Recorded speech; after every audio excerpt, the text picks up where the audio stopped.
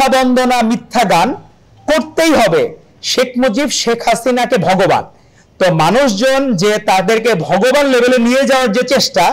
আমরা দেখলাম, যে এসবি যেটি স্পেশাল ব্রাঞ্চ মানুষকে নিরাপত্তা দিবে,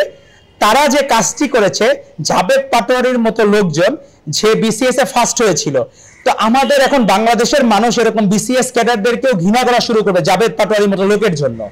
যারা এসবি কে বানিয়েছিল শেখদের বন্দনার জন্য একটি ব্রাঞ্চ, যে সেখানে শুধু শেখদের বন্দনা করা হবে আর শেখ মুজিবকে মহামানব আর শেখ হাসিনাকে ভগবান বানাইতে হবে, এই চেষ্টায় তারা লিপ্ত ছিল। এসবি যেখানে 123 জন অফিসারকে, জাবেদ পাটোয়ারির নেতৃত্বে মূল কারিগর ছিলেন সালমান এফ রহমান, এই দরবেশ বাবারা,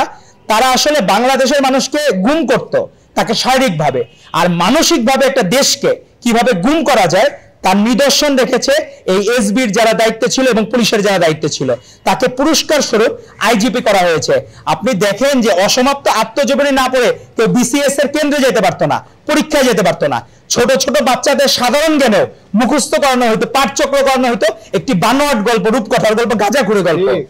তো সেই জায়গায় এই রূপকথার গল্প, বানোয়াট গল্প জেনে মানুষের লাভটা কি? তারা এই তামিল সিনেমার মতো যে রূপকথার গল্প, যে একজন হিরো সুপার হিরো বানানো, শেখ মুজিবকে যে সুপার হিরো বানিয়েছে, তার জন্য আপনি দেখেন যে আমাদের যে কালচারাল ফ্যাসিস্ট তৈরি হয়েছে, এরা তো শেখ মুজিবের বন্দনা গীতি শুনেই তো এই ফ্যাসিস্ট হয়েছে।